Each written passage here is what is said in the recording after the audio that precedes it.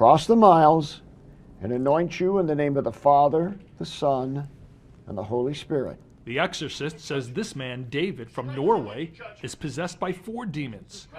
One of the demons, says Bob Larson, is sarcastic and mocking. Are you Bob the Builder?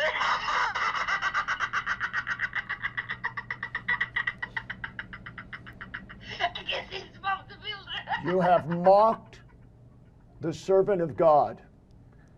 You will be struck with judgment for mocking the servant of God. It took over an hour. The Exorcist said he was successfully able to rid David of his demons.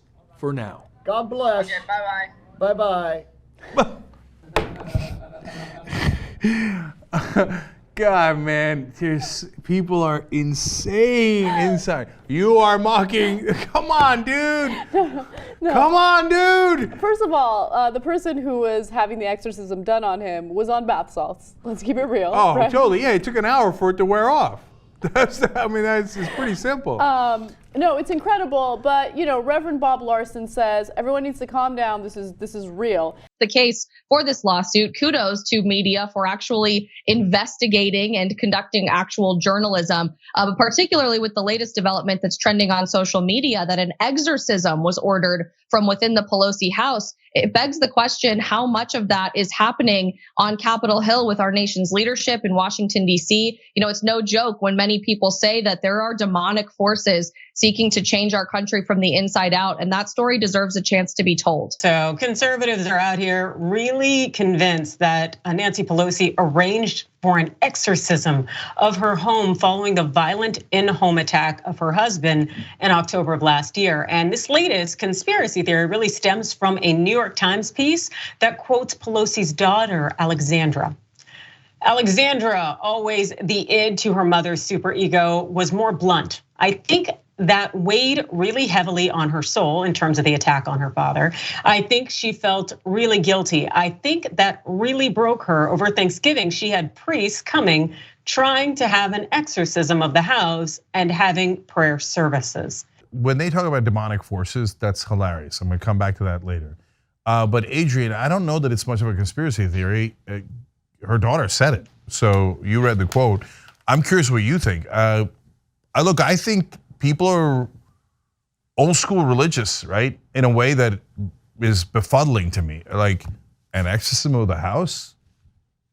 Look, I think that's mental, but a lot of people don't agree with me. And I talked about it on social media, and everybody, both Republicans and Democrats, were like, how dare you? Exorcism is perfectly normal. I was like, really?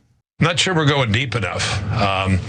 Yeah, I think you need police, you need parents for sure, you need schools, you need to clean up social media, you need all that. But you may need an exorcist too. These boys, these men, these young men, they have deeply spiritual problems, deeply. If you go into the labyrinthine caves of the internet, way down, and I don't recommend it, it's ugly stuff. And these guys dwell there, they live there, they drench themselves in it. And it's as ugly and evil as it gets.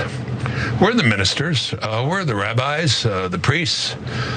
It's a deeply spiritual void, I think, that these young men have in their hearts and their souls.